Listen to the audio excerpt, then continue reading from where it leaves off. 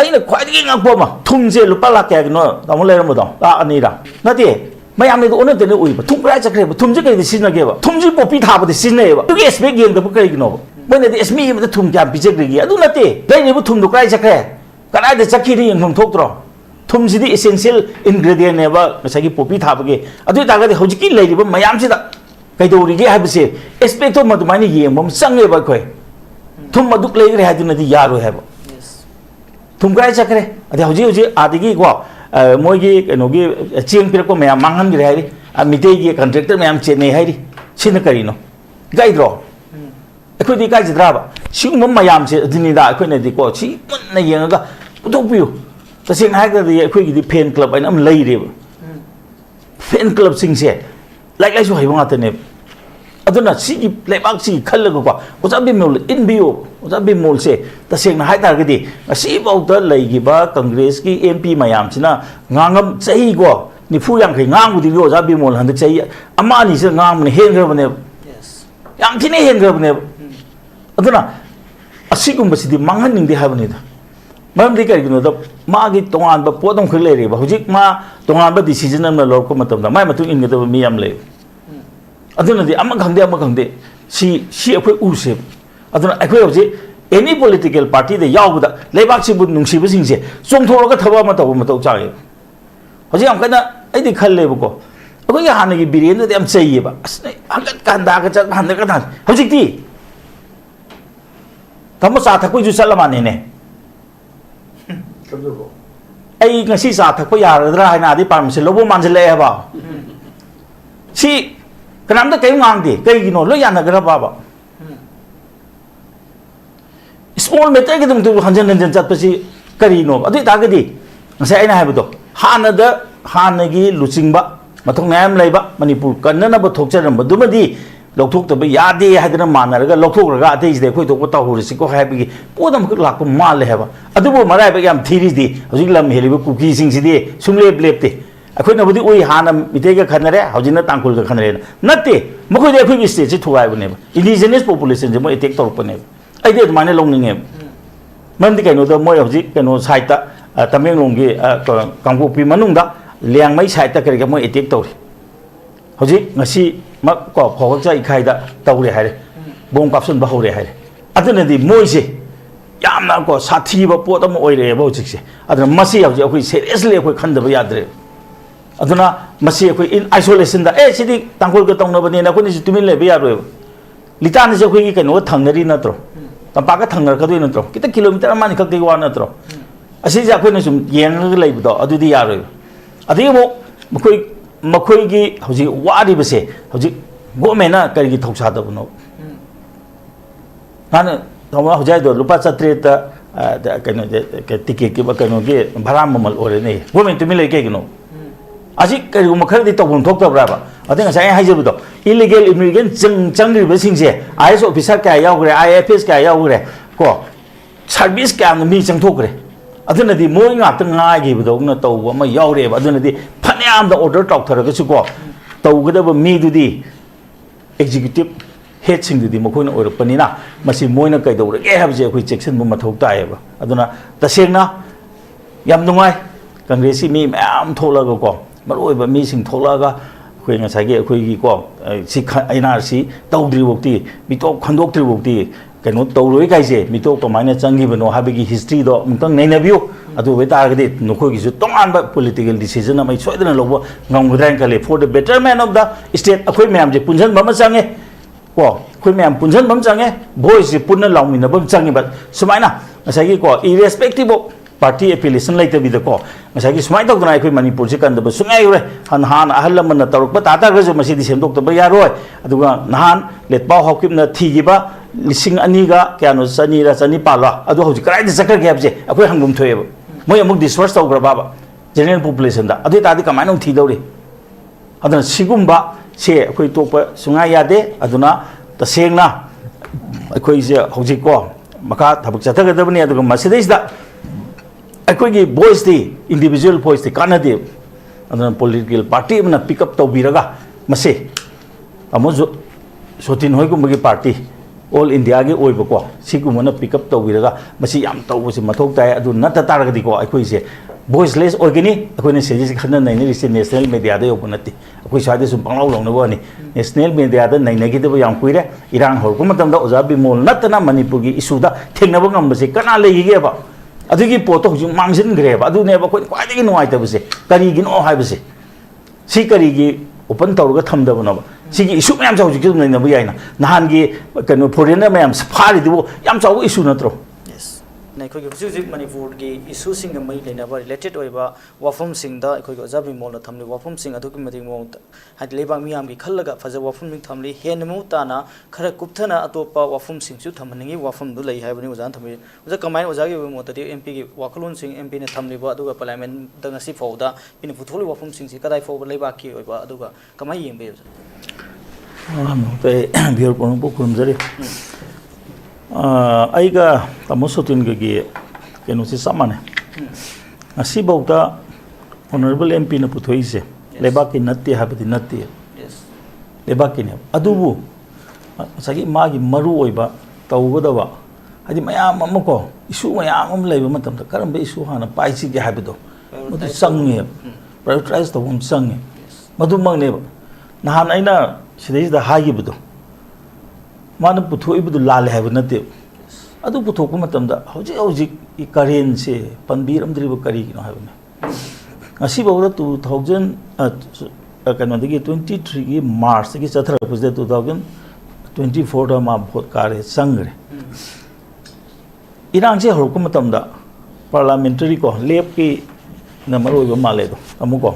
लेप की कांबू एमपी मयाम लागा सिदे येंगे अदुमाय तौदना पार्लियामेंट फम्बो मतमदा करिगी पार्लियामेंट की को कनो सगी मागी ऑर्डर मगी मतुंगिना करिगी जॉइंट एमपी की कनो थाब याइना नै फेक फाइंडिंग हम तो तौरोइना तौद्रिसि करिगिनो असिंग असि मक्सु तसेना हातादि अखोइगी यामन हाबिबा दुमाइना अनोबो चीफ मिनिस्टर लाए डेवलपमेंट माइ चंगसेले मखोइसु अखोइ गवर्नमेंट फॉर्मेशन द यौसले इरांगसि नेमगद्रा खलुबने मसिगी ओना तैनबदा ngसाigi ko haugalakpa matam sidadi akhoi karigiनो haidana ngसाigi matam chana tham targadi kaiguma mai je chak pa hau ko matam da muthat pa yai chak tringen su muthat pa yai mai haugro matung dadi muthat pa lu ne aduna yam samna da manipur da si tawre ngसाigi ko hoji haidune aina hanjana de haining de hoji asu kuina khulai pikhalo haire pikatre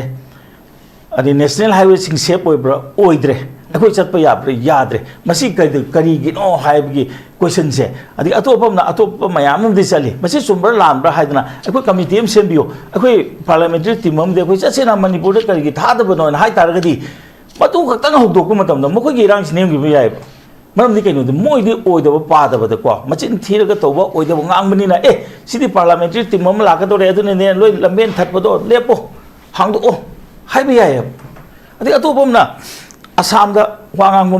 Bengal वांग हजिकी ruling कांगू BJP कांगूना मखोई लमददी illegal immigrant जी तांथोकनी असम ददी को अमम तंगोने तांथोकनी लोइनमक मपान चलहनगिने है मणिपुर ददी करिनो तौरिस मणिपुर यावदब्राबा अदुबु प्राइम मिनिस्टर लाको मतमददी कनोमदि फोंदोअमे असि तौगने हाबि पोति फोंदोअमे अदु करिगिनो बसे आदगी ना तौने हाबा सी यौरगा ना फील्ड तौबु कांदा याम सबना हाबदा अखोइना लौगिबा डिसीजन जे थुगाइबा ngamba मी लेरब्रा मसी अखोइ हंगबा मथौ ताय अदुना मसीमा अदुना अखोइना हजिकसु पार्लियामेंट फम्मी होय नान अइना हाइबदु द कितन कनमनबा बुदि याव माले ओ तौदी कनो जे पांदमदि सब मानबा अदुबु खरा साउना हाइबा मा नत्रगना थेमगा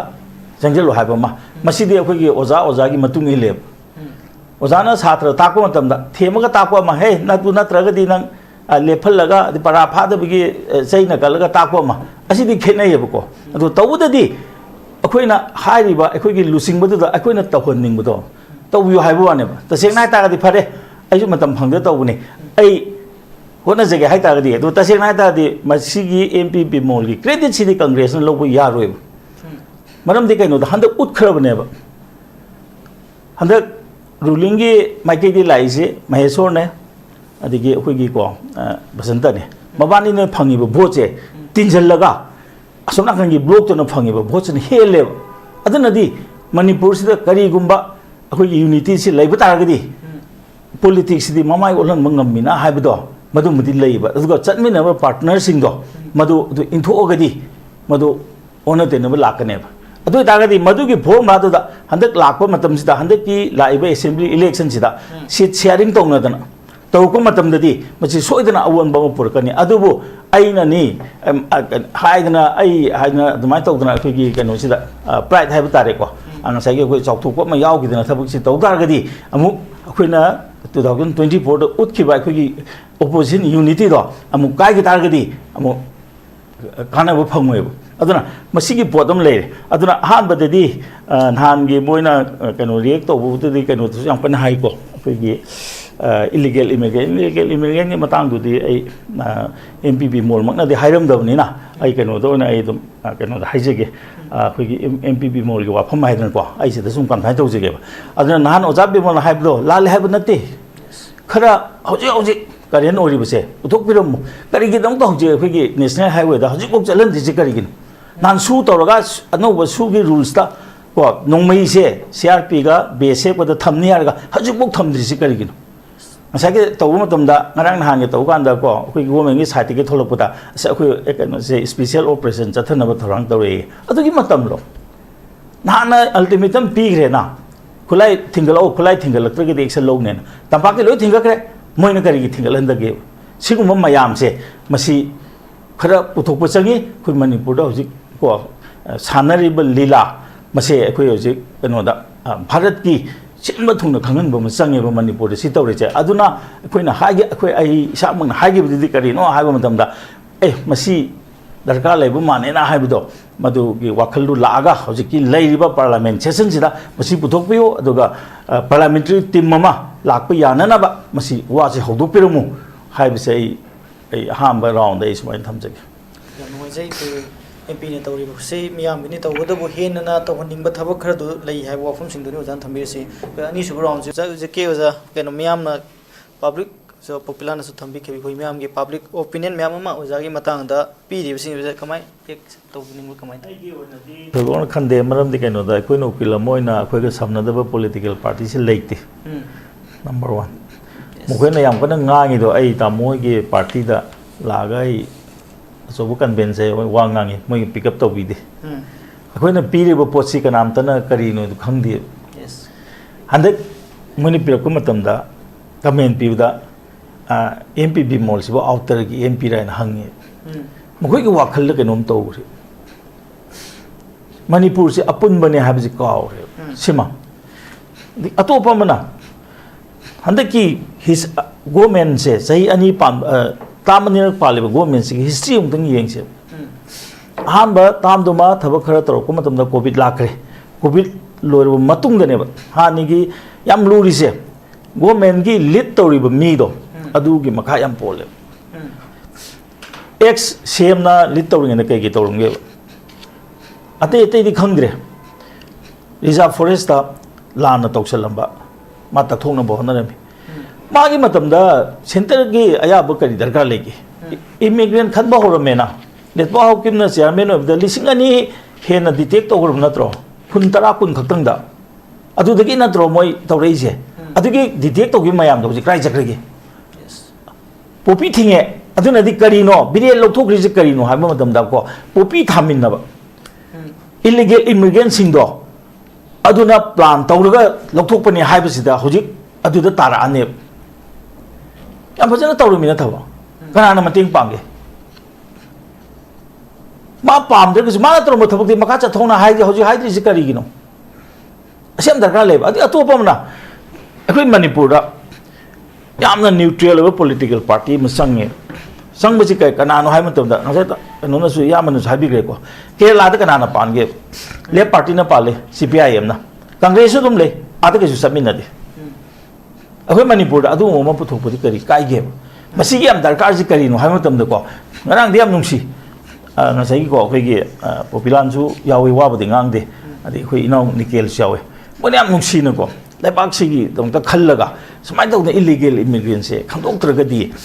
khoi gi census to no hai masi makoi young blood ki wakal ne masi ekoi ji madu da subscribe to adu congress ki history di yeng se major agreement ta namdana soi ta hongi bisi kanai matam dano sima mo ek to de ge ekoi border se mo secure to bi bra matam da refugee ki posima hanjan hanjan na ko hoji che mayam bu thora bani refugees matam de ge refugee mayam do kai jakar ge ba refugee ab ji kem da thang go dong na tro mo general population da sangre mo ST status pigre aso mo am ta oigre mo india ge aso so department da mo leite ba leitre aduna di kari no india ge security da kam tin sol kani somna kan na su to me su da kari hairi hande ki su do budi mo foreigner detect tong ne hai ko adu thab o ne di pang thok te asi ji pang thon bom changi ha ne gi di anybody sang ba ya na do tawre adu bau ji di congress ki o ne di kai do re as khandok ka do ne maning thong de gi na thajal le mamang thong de na khandok ka do ne hai kamai khandori adu ta ga di hoji ki anoba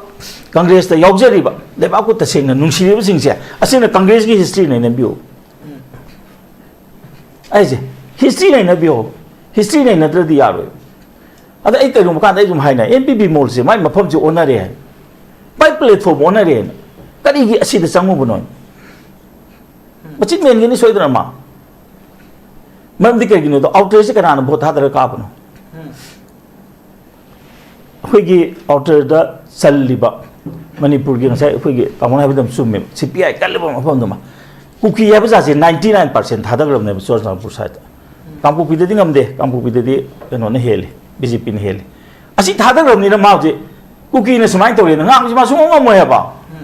adu gi ne ba khoi ne saw na sai gi je nang thong na phong do ha ba ne ba ma di manifesto da ka gi ne te ma ge tong am no point khara da ka gi point traum do ni ma ka gi adu ka gu na ha ba ne ba hojik tong an ba decision lo ba matam yau ro ba ne ba hojik aduna hojik ta seng na ko hojik CPI jo ama khangde khoi lebak se khoi tong ne ha dana chong thok pom chang ya hojik ta seng na ha the political party leite ho basa gi ning ta kana ngang bi re hojik tholei sing si ju hana tor mo am da makha cha thadre hojik ne ai na khwai gi ngang po ma thum je lupa la kya no tamul le mo dong a ani ra na ti mayam ne do on te ne ui ba thum pra cha kre ba thum je ke di sin na ge ba thum ji po pi tha ba di sin ne ba adu ge expect ge da bu kai gi no ba ne di SME ba thum kya bi je ge gi adu na ti lai ne bu thum do kai cha kre kana de cha ki ri ngom thok tro thum ji di essential ingredient ne ba sa gi po pi tha ba ge adu ta ga di hoji ki lai ri ba mayam si da kai do ri ge ha ba se expect to ma du ma ni ye mom sang ge ba khoi thum ma duk lai ge ha di na di ya ro ha ba thum kai cha kre ade hoji adi gi ko moi gi no gi chiang pir ko mayam mangan gi hai ri a mitei gi contractor mayam che ne hai ri sin kari no gai dro akhoi di kai jidra ba si mom mayam che dini da akhoi ne di ko chi mun na yeng ga putok piu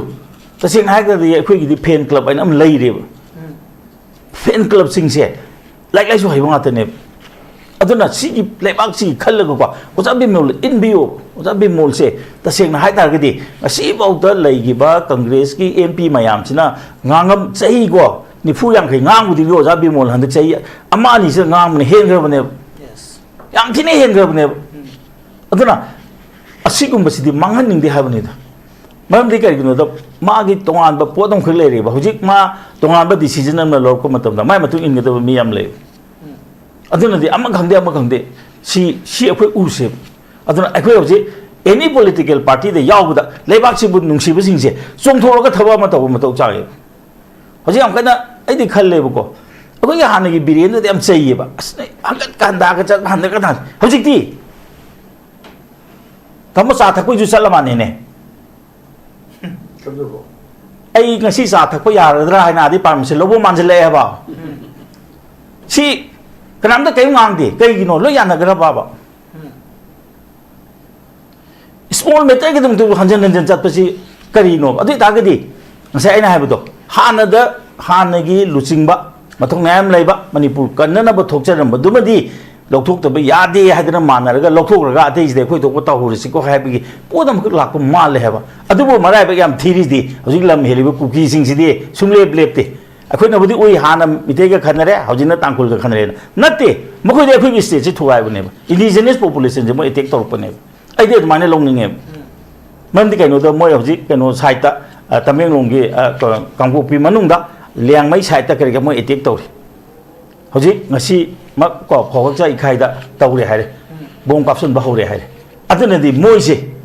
ꯌꯥꯝꯅ ꯀꯣ ꯁꯥꯊꯤꯕ ꯄꯣꯠ ꯑꯃ ꯑꯣꯏꯔꯦꯕ ꯍꯧꯖꯤꯛꯁꯦ ꯑꯗꯨꯅ ꯃꯁꯤ ꯍꯧꯖꯤꯛ ꯑꯩꯈꯣꯏ ꯁꯦꯔꯤꯌꯁꯂꯤ ꯑꯩꯈꯣꯏ ꯈꯟꯗꯕ ꯌꯥꯗ꯭ꯔꯦ ꯑꯗꯨꯅ ꯃꯁꯤ ꯑꯩꯈꯣꯏ ꯏꯟ ꯑꯥꯏꯁꯣꯂꯦꯁꯟꯗ ꯁꯤꯗꯤ ꯇꯥꯡꯈꯨꯜꯒ ꯇꯧꯅꯕꯅꯦꯅ ꯑꯩꯈꯣꯏꯅꯁꯨ ꯇꯨꯃꯤꯟ ꯂꯩꯕ ꯌꯥꯔꯣꯏꯕ ꯂꯤꯇꯥꯟꯁꯦ ꯑꯩꯈꯣꯏꯒꯤ ꯀꯩꯅꯣꯒ ꯊꯪꯅꯔꯤ ꯅꯠꯇ꯭ꯔꯣ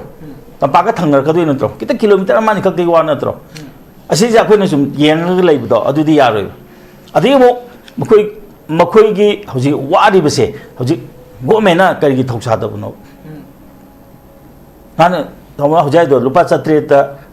ꯀꯩꯅꯣꯁꯦ ꯇꯤꯀꯦꯠꯀꯤ ꯀꯩꯅꯣꯒꯤ ꯚꯔꯥ ꯃꯃꯜ ꯑꯣꯏꯔꯦꯅꯦ ꯒꯣꯔꯃꯦꯟ ꯇꯨꯃꯤꯟ ꯂꯩ ꯀꯩꯒꯤꯅꯣ ꯑꯁꯤ ꯀꯔꯤꯒꯨꯝꯕ ꯈꯔꯗꯤ ꯇꯧꯐꯝ ꯊꯣꯛꯇꯕ꯭ꯔꯥꯕ ꯑꯗꯩ ꯉꯁꯥꯏ ꯑꯩꯅ ꯍꯥꯏꯖꯕꯗꯣ ꯏꯂꯤꯒꯦꯜ ꯏꯃꯤꯒ꯭ꯔꯦꯟ ꯆꯪꯂꯤꯕꯁꯤꯡꯁꯦ IAS ꯑꯣꯐꯤꯁꯥꯔ ꯀꯌꯥ ꯌꯥꯎꯈ꯭ꯔꯦ IFS ꯀꯌꯥ ꯌꯥꯎꯈ꯭ꯔꯦ ꯀꯣ ꯁꯥꯔꯚꯤꯁ ꯀꯌꯥꯝꯅ ꯃꯤ ꯆꯪꯊꯣꯛꯈ꯭ꯔꯦ ꯑꯗꯨꯅꯗꯤ ꯃꯣꯏ ꯉꯥꯛꯇ ꯉꯥꯏꯈꯤꯕꯗꯧꯅ ꯇꯧꯕ ꯑꯃ ꯌꯥꯎꯔꯦꯕ ꯑꯗꯨꯅꯗꯤ ꯐꯅꯌꯥꯝꯗ ꯑꯣꯔꯗꯔ ꯇꯧꯊꯔꯒꯁꯨ ꯀꯣ ꯇꯧꯒꯗꯕ ꯃꯤꯗꯨꯗꯤ ꯑꯦꯛꯖꯤꯀ꯭ꯌꯨꯇꯤꯚ ꯍꯦꯗꯁꯤꯡꯗꯨꯗꯤ ꯃꯈꯣꯏꯅ ꯑꯣꯏꯔꯛꯄꯅꯤꯅ ꯃꯁꯤ ꯃꯣꯏꯅ ꯀꯩꯗꯧꯔꯒꯦ ꯍꯥꯏꯕꯁꯦ ꯑꯩꯈꯣꯏ ꯆꯦꯛꯁꯤꯟꯕ ꯃꯊꯧ ꯇꯥꯏꯌꯦꯕ ꯑꯗꯨꯅ ꯇꯁꯦꯡꯅ ꯌꯥꯝ ꯅꯨꯡꯉꯥꯏ ꯀꯪꯒ꯭ꯔꯦꯁꯀꯤ ꯃꯤ ꯃꯌꯥꯝ ꯊꯣꯛꯂꯒꯀꯣ ꯃꯔꯨꯑꯣꯏꯕ ꯃꯤꯁꯤꯡ ꯊꯣꯛꯂꯛꯑꯒ ꯑꯩꯈꯣꯏ ꯉꯁꯥꯏꯒꯤ ꯑꯩꯈꯣꯏꯒꯤꯀꯣ ꯁꯤ NRC ꯇꯧꯗ꯭ꯔꯤꯐꯥꯎꯗꯤ ꯃꯤꯇꯣꯞ ꯈꯟꯗꯣꯛꯇ꯭ꯔꯤꯐꯥꯎꯗꯤ ꯀꯩꯅꯣ ꯇꯧꯔꯣꯏ ꯀꯥꯏꯁꯦ ꯃꯤꯇꯣꯞ ꯀꯃꯥꯏꯅ ꯆꯪꯈꯤꯕꯅꯣ ꯍꯥꯏꯕꯒꯤ ꯍꯤꯁꯇ꯭ꯔꯤꯗꯣ ꯑꯃꯨꯛꯇꯪ ꯅꯩꯅꯕꯤꯌꯨ ꯑꯗꯨ ꯑꯣꯏꯇꯥꯔꯒꯗꯤ ꯅꯈꯣꯏꯒꯤꯁꯨ ꯇꯣꯉꯥꯟꯕ ꯄꯣꯂꯤꯇꯤꯀꯦꯜ ꯗꯤꯁꯤꯖꯟ ꯑꯃ ꯁꯣꯏꯗꯅ ꯂꯧꯕ ꯉꯝꯒꯗ꯭ꯔꯥ ꯍꯥꯏꯅ ꯈꯜꯂꯤ for the betterment of the state ꯑꯩꯈꯣꯏ ꯃꯌꯥꯝꯁꯦ ꯄꯨꯟꯁꯤꯟꯕ ꯑꯃ ꯆꯪꯉꯦ ꯀꯣ ꯑꯩꯈꯣꯏ ꯃꯌꯥꯝ ꯄꯨꯟꯁꯤꯟꯕ ꯑꯃ ꯆꯪꯉꯦ ꯚꯣꯏꯁꯁꯦ ꯄꯨꯟꯅ ꯂꯥꯎꯃꯤꯟꯅꯕ ꯑꯃ ꯆꯪꯉꯦꯕ ꯁꯨꯃꯥꯏꯅ ꯉꯁꯥꯏꯒꯤ ꯀꯣ ꯏꯔꯦꯁꯄꯦꯛꯇꯤꯚ ꯑꯣꯐ ꯄꯥꯔꯇꯤ ꯑꯦꯐꯤꯂꯦꯁꯟ ꯂꯩꯇꯕꯤꯗꯀꯣ ꯉꯁꯥꯏꯒꯤ ꯁꯨꯃꯥꯏꯅ ꯇꯧꯗꯅ ꯑꯩꯈꯣꯏ ꯃꯅꯤꯄꯨꯔꯁꯦ ꯀꯟꯗꯕ ꯁꯨꯡꯌꯥ ꯌꯥꯎꯔꯦ ꯍꯥꯟꯅ ꯑꯍꯜ ꯂꯃꯟꯅ ꯇꯧꯔꯛꯄ ꯇꯥꯔꯒꯁꯨ ꯃꯁꯤꯗꯤ ꯁꯦꯝꯗꯣꯛꯇꯕ ꯌꯥꯔꯣꯏ ꯑꯗꯨꯒ ꯅꯍꯥꯟ ꯂꯦꯠꯄꯥꯎ ꯍꯥꯎꯀꯤꯞꯅ ꯊꯤꯈꯤꯕ 2,000ꯒ ꯀꯌꯥꯅꯣ 2,400 ꯑꯗꯨ ꯍꯧꯖꯤꯛ ꯀꯗꯥꯏꯗ ꯆꯠꯈ꯭ꯔꯒꯦ ꯍꯥꯏꯕꯁꯦ ꯑꯩꯈꯣꯏ ꯍꯪꯐꯝ ꯊꯣꯛꯑꯦꯕ ꯃꯣꯏ ꯑꯃꯨꯛ ꯗꯤꯁꯄꯔꯁ ꯇꯧꯈ꯭ꯔꯕ ꯖꯦꯅꯔꯦꯜ ꯄꯣꯄꯨꯂꯦꯁꯟꯗ ꯑꯗꯨ ꯑꯣꯏꯇꯥꯔꯗꯤ ꯀꯃꯥꯏꯅ ꯑꯃꯨꯛ ꯊꯤꯗꯧꯔꯤ ꯑꯗꯨꯅ ꯁꯤꯒꯨꯝꯕꯁꯦ ꯑꯩꯈꯣꯏ ꯇꯣꯛꯄ ꯁꯨꯡꯌꯥ ꯌꯥꯗꯦ ꯑꯗꯨꯅ ꯇꯁꯦꯡꯅ ꯑꯩꯈꯣꯏꯁꯦ ꯍꯧꯖꯤꯛꯀꯣ ꯃꯈꯥ ꯊꯕꯛ ꯆꯠꯊꯒꯗꯕꯅꯤ ꯑꯗꯨꯒ ꯃꯁꯤꯗꯩꯁꯤꯗ ꯑꯩꯈꯣꯏꯒꯤ ꯚꯣꯏꯁꯇꯤ ꯏꯟꯗꯤꯕꯤꯖꯨꯋꯦꯜ ꯚꯣꯏꯁꯇꯤ ꯀꯥꯟꯅꯗꯦ ꯑꯗꯨꯅ ꯄꯣꯂꯤꯇꯤꯀꯦꯜ ꯄꯥꯔꯇꯤ ꯑꯃꯅ ꯄꯤꯛꯑꯞ ꯇꯧꯕꯤꯔꯒ ꯃꯁꯤ ꯑꯃꯁꯨ ꯁꯣꯇꯤꯟ ꯍꯣꯏꯒꯨꯝꯕꯒꯤ ꯄꯥꯔꯇꯤ ꯑꯣꯜ ꯏꯟꯗꯤꯌꯥꯒꯤ ꯑꯣꯏꯕꯀꯣ ꯁꯤꯒꯨꯝꯕꯅ ꯄꯤꯛꯑꯞ ꯇꯧꯕꯤꯔꯒ ꯃꯁꯤ ꯌꯥꯝ ꯇꯧꯕꯁꯤ ꯃꯊꯧ ꯇꯥꯏ ꯑꯗꯨ ꯅꯠꯇ ꯇꯥꯔꯒꯗꯤꯀꯣ ꯑꯩꯈꯣꯏꯁꯦ ꯚꯣꯏꯁꯂꯦꯁ ꯑꯣꯏꯒꯅꯤ ꯑꯩꯈꯣꯏꯅ ꯁꯤꯁꯦ ꯈꯟꯅ ꯅꯩꯅꯔꯤꯁꯦ ꯅꯦꯁꯅꯦꯜ ꯃꯦꯗꯤꯌꯥꯗ ꯌꯧꯕ ꯅꯠꯇꯦ ꯑꯩꯈꯣꯏ ꯁ꯭ꯋꯥꯏꯗ ꯁꯨꯝ ꯄꯪꯂꯥꯎ ꯂꯧꯅꯕ ꯋꯥꯅꯤ ꯅꯦꯁꯅꯦꯜ ꯃꯦꯗꯤꯌꯥꯗ ꯅꯩꯅꯈꯤꯗꯕ ꯌꯥꯝ ꯀꯨꯏꯔꯦ ꯏꯔꯥꯡ ꯍꯧꯔꯛꯄ ꯃꯇꯝꯗ ꯑꯣꯖꯥ ꯕꯤꯃꯣꯜ ꯅꯠꯇꯅ ꯃꯅꯤꯄꯨꯔꯒꯤ ꯏꯁꯨꯗ ꯊꯦꯡꯅꯕ ꯉꯝꯕꯁꯦ ꯀꯅꯥ ꯂꯩꯈꯤꯒꯦꯕ ꯑꯗꯨꯒꯤ ꯄꯣꯠꯇꯣ ꯍꯧꯖꯤꯛ ꯃꯥꯡꯁꯤꯟꯈ꯭ꯔꯦꯕ ꯑꯗꯨꯅꯦꯕ ꯑꯩꯈꯣꯏꯅ ꯈ꯭ꯋꯥꯏꯗꯒꯤ ꯅꯨꯡꯉꯥꯏꯇꯕꯁꯦ ꯀꯔꯤꯒꯤꯅꯣ ꯍꯥꯏꯕꯁꯦ ꯁꯤ ꯀꯔꯤꯒꯤ ꯑꯣꯄꯟ ꯇꯧꯔꯒ ꯊꯝꯗꯕꯅꯣꯕ ꯁꯤꯒꯤ ꯏꯁꯨ ꯃꯌꯥꯝꯁꯦ ꯍꯧꯖꯤꯛꯁꯨ ꯑꯗꯨꯝ ꯅꯩꯅꯕ ꯌꯥꯏꯅ ꯅꯍꯥꯟꯒꯤ ꯀꯩꯅꯣ ꯐꯣꯔꯦꯅꯔ ꯃꯌꯥꯝ ꯐꯥꯔꯤꯗꯨꯕꯨ ꯌꯥꯝ ꯆꯥꯎꯕ ꯏꯁꯨ ꯅꯠꯇ꯭ꯔꯣ ꯑꯩ ꯃꯁꯤ ꯍꯥꯏꯔꯒ ꯑꯩ ꯂꯣꯏꯖꯒꯦ